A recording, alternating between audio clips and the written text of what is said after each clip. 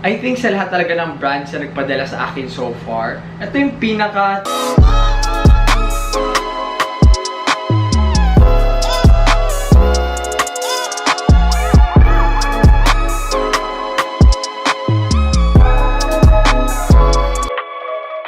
Hey guys, what is going on? It's me, that guy Simon. Okay guys, so today, sa nakita nyo naman sa title, gagawa tayo ng unboxing video. Actually, yung gagawin nating unboxing video today will be featuring mga local brands na nag-support sa akin mga PR packages or basta binigyan nila ako ng damit. And syempre, in return, I will share them with you guys para syempre makita nyo din naman kung anong mga products that they have to offer. Okay, so kaya ako gumawa ulit ng unboxing video kasi if napanood nyo yung dati kong vlog, yung local streetwear haul, mga ganun. Nagulat ako actually na nag-boom siya.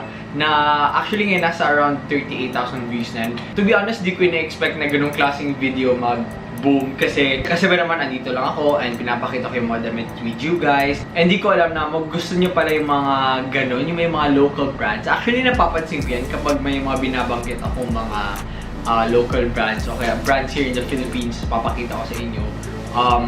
For some reason, mas mataas yung view. So, yun, here I am ngayon. Gagawa tayo ng whole video with some of the local brands na nagbigay sa akin. Okay, so we have 1, 2, 3, 4, 5 na packages open. Actually, tatlong brands lang to, but some of them gave 2 bags, so 2 shirts.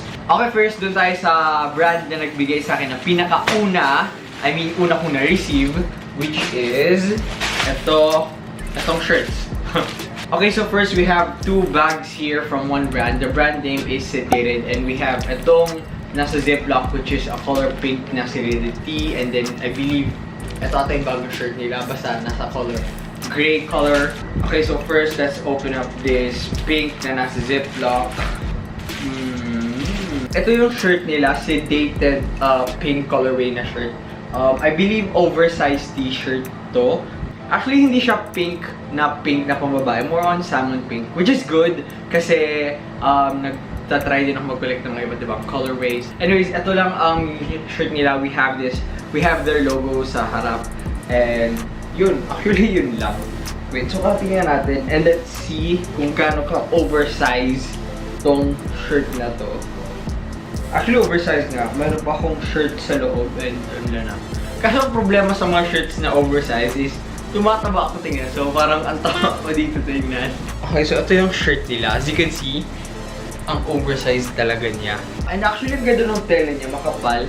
And sa mga sinasabi ko dati sa mga past vlogs ko or TikToks na one thing na isa sa mga gusto ko is yung neckline. And judging from their neckline, di siya ganun kaganda compared sa mga nakuha ko dating mga shirts. But this will do. Yeah. I mean, it's good din na to have different shirts na may mga iba't ibang colors just to add sa collection. Okay, next is yung Sedated Tee again in this gray colorway. I believe nga ito ata yung bago nilang collection. Hindi ko alam. Okay, so first we have itong, they gave me this sticker na nasa logo din nila. Ito naman, it's your typical na streetwear na shirts. I mean, madami na kasi sa Philippines sa mga streetwear shirts, diba? So we have itong parang alien human thingy sa harap nila. And then at the back we have some graffiti na nakalagay Sedated, which is awesome kasi sa mga napapansin ko sa mga ibang local streetwear brands na kumukuha lang sila actually ng mga stuff on the internet and then nilalagay lang dito. But dito, they actually took the effort of making a graffiti na word art, which is yung sa branding nila, Sedated. And yan, ang ganda actually. Actually, maganda yung colorway na to kasi gray and then we have parang loud stuff which is neon pink and then green. So, naka-highlight talaga yung shirt. Ang gusto ko yung sa back. Ganda. Actually, itong shirt na to, feel ko mas magagamit ko to for everyday use kasi kulang na din ako sa mga pang streetwear kong damit. Ang dami kong damit niya na binibenta kasi declutter stuff and gusto ko din kasi bumili ng mga bagong damit. More siguro sa streetwear. So, kulang ako sa streetwear and ito, it's a good addition to the collection para sa mga streetwear variety stuff ko. Okay, so yun yung binigay from the people at Sedated and yun, thank you again for giving me these cool, awesome shirts. Andun na, hindi ko na kukunin. Okay, so next we have etong brand na to na Actually, sa friend ko tong brand na to and hindi naman to sponsored but gusto ko lang ipakita dito sa inyo kasi itong design na to is something na nagugustuhan ko talaga compared sa ibang brand. Okay, so the brand name is the Protagonist. And yun nga, as I've said nga, it's a brand from my friend. And you guys should definitely check them out kasi nag-release sila ng mga iba't ibang collection na may mga iba't ibang designs. So first, we have itong ziplocks nila. Actually, ganda nung ziplocks nila kasi may print. Yeah. Isang shirt lang yung binili ko kasi gusto ko pa bumili ng mga iba't ibang designs from their collection. And ito, I brought this in a cream colorway. So first, we have itong sticker. Again, trophy. Tapos, yeah, ito na yung shirt. Itong cool-ass looking shirt na to. Anong tawag sa collection na to? I think yung collection na to is Raven Thunder. Hindi ko alam. Hotdog! Ito ha, normally hindi ako bumibili ng mga shirts from local brand. Kasi in my opinion, halos pare-pareho na kasi yung designs nung meron sila, like yung branding nila sa harap. But ito, bumili talaga ako. Not just because sa friend ko to, kasi yung design talaga niya, alam niyo naman na uso ngayon ng mga vintage designs, mga ganyan. Tapos, eto naman, isa sila sa mga brands na nakita ko na nagde-design ng mga vintage stuff. In this case, etong sick looking shirt na to. Okay, so enough talk. First, we have nga etong shirt na in a cream colorway. Meron pa sila isang black, but andam ko ng black, so eto na lang. Tapos, we have etong eagle looking, badass looking eagle na may thunder. Tapos, sa harap, ano nakalagay dito? Raiden. Yun pala yung pangalan ng collection, Raiden. Sorry if naka-mirror yung camera sa inyong parts angle. Kasi ayoko i-original. Mini-mirror ko kasi ang pangit ko tingnan. For some reason, nag-iiba itsura ko kapag naka-mirror. Kung ito yung original. Like, iba, di ba? Parang iba. Tapos ito naman yung naka-mirror. So, mas gusto ko yung naka-mirror side na version na me. And another reason kung bakit ko ito binili is because aside from the streetwear na aesthetic that I could go with this shirt, pwede din vintage streetwear with some baggy jeans o kaya since cream colorway din and I have a lot of cream colorway na pants, siguro some sort of parang soft boy aesthetic. Di ko alam kung paano ko siya ipo-pull off ng soft boy though. So far ito yung pinakagusto ko talaga because of the fact na yung design and then yung quality na shirt is just super. And alam ko oversized clothing din sila eh. So yeah.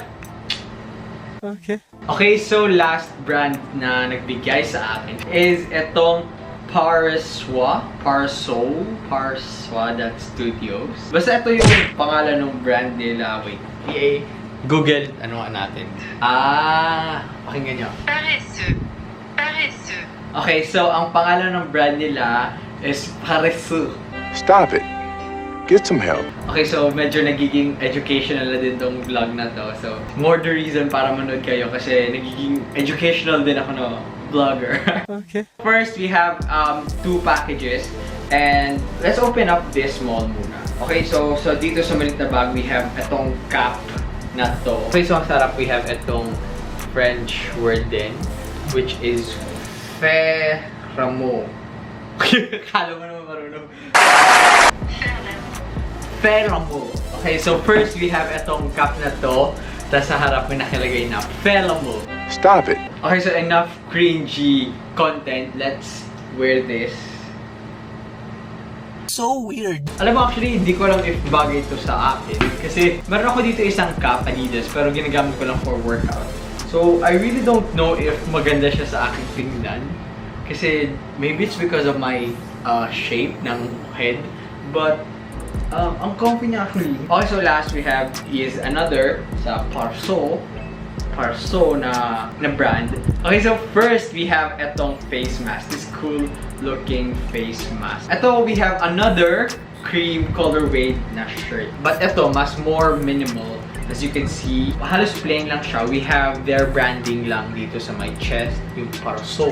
I mean, lazy outfit, so alam ko dapat minimal designs. And for the shirts, we have etong moss green colorway na sweatshorts, which is cool kasi contrast actually yung color nila. Judging from my point of view, mukha siyang short shorts. But I mean, again, loungewear outfit, so I guess it makes sense na short shorts.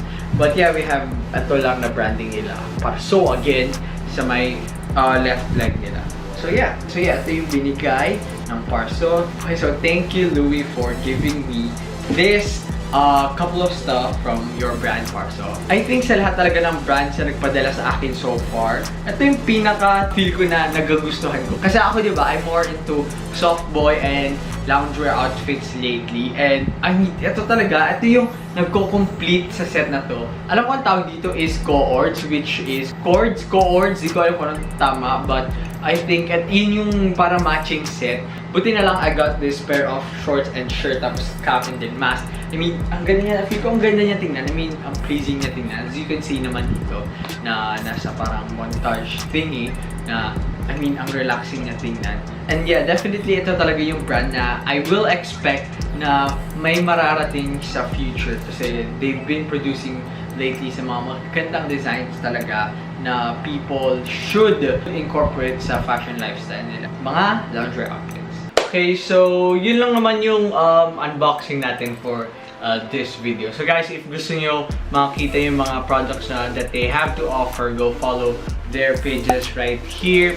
Suggest ko talaga i-check nyo for the vintage wear talaga. I mean like iba't ibang pieces, may streetwear vintage pieces is definitely yung Protagonist clothing. I mean like boom talaga. So yeah, with that being said, don't forget to click like, subscribe, and hit that notification bell. And also, please suggest kayo mga content that gusto nyo makita. Gusto nyo ba yung mga ganito din, yung mga local brands? Kasi feel ko yun yung mga gusto nyo. But naman kung anong gusto nyo, leave comment down below.